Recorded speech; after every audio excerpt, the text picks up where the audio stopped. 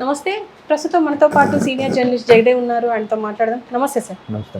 Sir, Ayyanna Patrudu తిట్టే అవకాశాన్ని కోల్పోయి తిట్టే వాళ్ళను నియంత్రించే కట్టడి అవకాశాన్ని పొందారు అని చెప్పి సంతోషం వ్యక్తం చేశారు పవన్ కళ్యాణ్. అంటే ఒక స్కూల్ పిల్లాడికి, అల్లరి పిల్లాడికి స్కూల్ లీడర్షిప్ ఇచ్చినట్టుంది అని చెప్పేసి కూడా అన్నారు.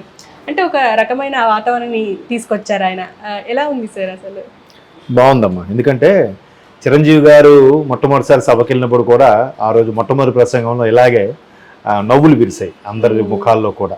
అంటే ఈవెన్ అప్పుడు రాజశేఖర రెడ్డి గారు, చంద్రబాబు నాయుడు గారు లాంటి హేమీలు ఉన్న సందర్భంలో కూడా ఇట్లాగే. ఇప్పుడు మళ్ళీ పవన్ కళ్యాణ్ గారు ఒక డిప్యూటీ సీఎం హోదాలో చాలా చక్కగా సభాపతికి శుభాకాంక్షలు చెప్పుతూ అభినందనలు తెలియజేస్తూ ఒక సుదీర్ఘమైన ప్రసంగం చేశారు. ఎట్లా అంటే సభాపతి అయిన ఇప్పుడు అయ్యన్న పాత్రుడు గారు ఎవరైతే ఉన్నారో ఆయన స్పీకర్గా ఉన్నారు కాబట్టి ఆయన తెలుగుదేశం పార్టీ తరఫున వైసీపీ వాళ్ళకి వాళ్ళు చేసే వ్యాఖ్యలు ఏవైతే ఉన్నాయో, బూత్ వ్యాఖ్యలు కానీ వాటికి కానీ ఏవైనా కానీ, తిట్ల పురాణం కానీ సరైన పద్ధతిలో ఈయన కూడా అసభ్యకరం లేకుండానే సంధించేవాడు. మొన్న కూడా ఏమన్నాడు ఆయన, జగన్మోహన్ రెడ్డి అనే వ్యక్తి ఓడిపోయాడు కానీ చావలేదుగా అని అన్నాడు. అది చాలా ఘాటైన మాటే వాస్తవానికి. బట్ అంతకుముందు చంద్రబాబును కూడా చాలా సందర్భాలు అన్నారు కదా, చంద్రబాబు లాంటి వ్యక్తి బతుకుండడమే వేస్ట్ అన్నట్టు కూడా విజయసాయి రెడ్డి గారు ఒకసారి మొన్న ఎలక్షన్లో మాట్లాడారు. ఇట్లా చాలా ఉన్నాయి. ఇంకా కొడాల నాని గారంటే ఇంక చెప్పగలరు. చంద్రబాబు నాయుడు గారిని ఏవేవి అనాలో అవన్నీ కూడా అనేసాడు ఆయన. సో అలాంటి ప్రస్తావన తీసుకొస్తూనే పవన్ కళ్యాణ్ ఏం మాట్లాడారంటే, లోపల ఒక వ్యక్తి మీద ఒక రకమైన భావం ఉంటుంది. అది ద్వేషభావం అవ్వచ్చు లేదా సద్భావం అవ్వచ్చు. ఏదైనా అది భాష రూపంలో బయటకు పడకూడదు. భావం అనేది భాష రూపంలో వ్యక్తపరచకూడదు పూర్తి స్థాయిలో ఒక హుందాగా ఉండే పరిస్థితుల్లో అని సభికులందరికీ సూచనప్రాయంగా తెలియజేస్తూనే చాలా హుందాగా మాట్లాడాడు ఆయన. And more over Ayyanna Patrudu గారు లాంటి వ్యక్తి సరైన కౌంటర్లతో అటాక్ చేసేలాంటి వ్యక్తికి సభాపతిగా నియమిస్తే ఇంకా ఎవరు మా తరపున మాట్లాడేది ఎవరు, మా తరపున వాళ్ళని విమర్శించేది ఎవరు అన్నట్టుగా అనే అర్థం వస్తూ మీరు చెప్పినట్టుగా అల్లరి చేసే పిల్లాడికే క్లాస్ లీడర్గా పెడతారు. సో అట్లాగా ఇకపై మీకు ఆ తిట్టే ఇది అవకాశం పోయింది. ఇకపై మీరు తిట్టకుండా కూడా చూసుకోవాల్సిన బాధ్యత మీదే. మిగతా సభికులు ఎవరు రేపుకుంటారు. అఫ్ కోర్స్ అవకాశం కూడా రాకపోవచ్చు మిగతా సభికులు ఎవరికి కూడా, ఎందుకంటే వాళ్ళు ఇక్కడ అలాంటి పని చేశారు కాబట్టి ఈరోజు ఇక్కడ ఎవరు లేని పరిస్థితి వచ్చింది. వాళ్ళు అందుకే అధికారాన్ని కూడా కోల్పోయారు అన్నట్టుగా కూడా నవ్వుతూనే ప్రతిపక్షం అనకూడదేమో, లేదా వైసీపీ ప్రతిపక్షం హోదా కూడా లేదు కాబట్టి వైసీపీ వాళ్ళకి చురకలు పెడుతూనే చాలా హుందాగా చాలా చక్కగా మాట్లాడారు. సో అయ్యన్న పాత్రుడు గారు వాళ్ళ నుంచి స్పీకర్గా ఉంటారు కాబట్టి జగన్మోహన్ రెడ్డి గారు నిన్న ప్రొటెం స్పీకర్ గారితో ప్రమాణ స్వీకారం చేయించుకొని వెళ్ళిపోయారని కూడా వార్త కూడా ఉంది. అయ్యన్న పాత్రుడిని ముఖం కూడా చూడడానికి ఇష్టం లేక వెళ్ళిపోయారని కొంతమంది అంటున్నారు. కొంతమంది ఎంత ఏదన్నా అనుకున్నా రాజకీయ పరంగా మాట్లాడుకున్నవే కానీ వ్యక్తిగత కక్షలు కాదు కాబట్టి స్పీకర్గా ఆయన గౌరవించి ఆయనకి సభా మర్యాద పాటించి ఆయనకు శుభాకాంక్షలు చెప్పి తర్వాత ఆయన పని చూసుకున్న బాగున్నాను. అలా కాకుండా ఆయన వస్తారని తెలిసినా కూడా సమావేశాలకి హాజరు కాకుండా పార్టీ అధ్యక్షుడిగా ఇట్లా వెళ్ళిపోవడం అనేది ఒక విధంగా స్పీకర్కి అవమానించినట్టే అని కూడా కొంతమంది ఈ విధంగా అభిప్రాయపడుతున్నారు, అవమానించినట్టే అని. కాకపోతే ఆద్యంతం కూడా చాలా ఆహ్లాదంగా అనిపించింది. ఎప్పుడు కూడా హుందాగా నడుచుకోవడం, హుందాగా ఉండడం అనేది మంచి విషయమే.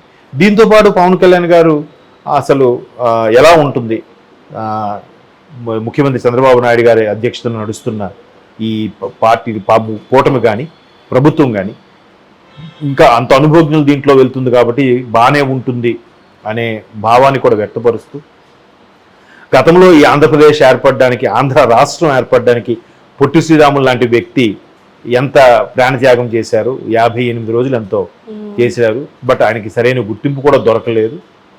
ఆ త్యాగాలను గుర్తుపెట్టుకొని మనం అందరూ కూడా నడుచుకోవాలి అన్నట్టుగా చాలా చక్కగా చలోక్తులు విసురుతూ అందరినీ ఆద్యంతం నవ్విస్తూ చాలా బాగా మాట్లాడారు పవన్ కళ్యాణ్ గారు. గుడ్, బాగుంది. అంటే సభ ఎలా సజావుగా సాగుతుంటే బాగుంటుంది. అండ్ మోర్ ఓవర్ ప్రశ్నించే వాళ్ళు కూడా కొంత ఉండాలి, చెప్పుకో ఉండాలి. అట్లా అయితే ఇంకొంచెం బాగుంటుంది. ఎందుకంటే సమస్యలు కూడా ప్రభుత్వం దృష్టికి ఎక్స్ట్రీమ్ లెవెల్కి వెళ్తాయి. అలాంటిది మరి ఈసారి ప్రతిపక్షమే సరిగ్గా లేదు. మేబీ ఉన్న వైసీపీలో మిగతా 10 మంది అయినా 11లో ఒకరు ఆయన ఇలాగా రావడానికి ఇష్టపడట్లేరు, ఆయన పులివెందులు అక్కడికి వెళ్ళారంటున్నారు. కాబట్టి మిగతా 10 మందిలో ఒక 4-5 అటెండ్ అయ్యి మాట్లాడడానికి అవకాశం తీసుకొని అంటే అటువంటి ఎప్పుడైనా రాజకీయ నాయకుడు అంటే అలాంటిది. ఇప్పుడు పవన్ కళ్యాణ్ గతసారి ఏమైంది, ఒక్క సీటు కూడా గెలుచుకోలేదుగా, ఆయన కనీసం అసెంబ్లీలో కూడా అడుగు పెట్టలేదుగా. మరి ఆయన ఏమి సిగ్గుతో తలదించుకొని పారిపోయాడా, లేదా వెనక్ గేట్ నుంచి ఇంట్లోకి వెళ్ళేవాడా? లేదు కదా. సహజం. అవన్నీ ఎదుర్కోవడానికి సిద్ధంగా ఉన్నప్పుడే రాజకీయాల్లోకి రావాలి. ఎవ్వరికి పరిచిన తివాచి కాదు. నెపోటిజం అనేది ఏ రంగంలో అయినా స్టార్టింగ్ ఇనీషియల్గా వాళ్ళ పేరు వేసుకోవడానికే కార్డు ఉపయోగపడుతుందేమో తప్ప తర్వాత ఆ క్రేజ్ వీళ్ళకి రాదు.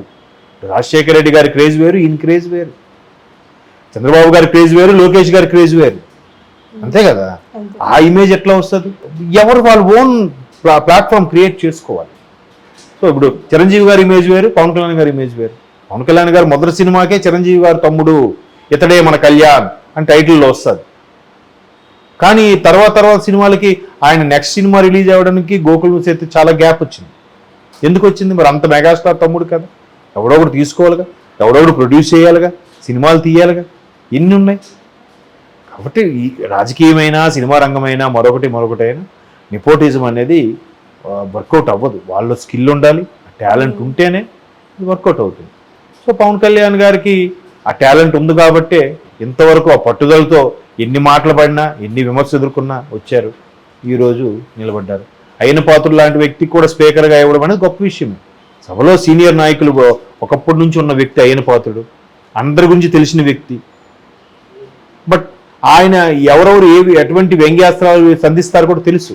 అటువంటి వారికి ఇచ్చినప్పుడు ఆయన ఎవరు మైక్ కట్ చేయాలి, ఎవరికి మైక్ మాట్లాడడానికి అవకాశం వాళ్ళు కూడా ఆయనకే బాగా తెలుస్తుంది.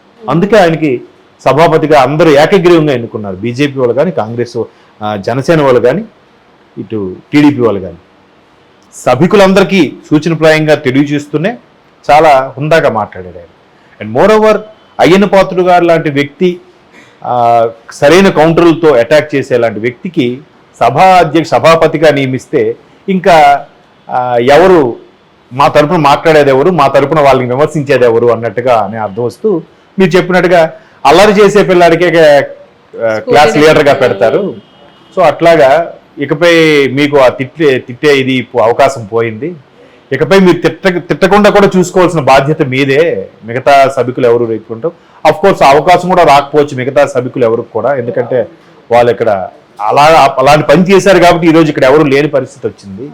వాళ్ళు అందుకే అధికారాన్ని కూడా కోల్పోయారు అన్నట్టుగా కూడా నవ్వుతూనే ప్రతిపక్షం అనకూడదేమో, లేదా వైసీపీ ప్రతిపక్షం హోదా కూడా లేదు కాబట్టి వైసీపీ వాళ్ళకి చురకలు పెడుతూనే చాలా హుందాగా చాలా చక్కగా మాట్లాడారు.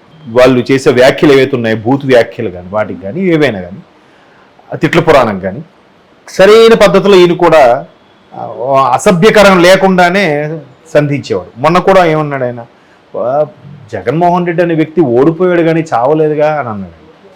అది చాలా ఘాటైన మాటే వాస్తవానికి. బట్ అంతకుముందు చంద్రబాబును కూడా చాలా సందర్భాలు అన్నారు కదా, చంద్రబాబు లాంటి వ్యక్తి బతికుండడమే వేస్ట్ అన్నట్టు కూడా విజయసాయి రెడ్డి గారు ఒకసారి మొన్న ఎలక్షన్లో మాట్లాడారు. ఇట్లా చాలా ఉన్నాయి. ఇంకా కొడాల నాని గారు అంటే చెప్పగలలేదు, చంద్రబాబు నాయుడు గారిని ఏవేవి అనాలో అవన్నీ కూడా అనేసాడు ఆయన. సో అది బాగుంది ఈరోజు సభ, నేను కూడా చూశాను, మంచిగా నడిచింది.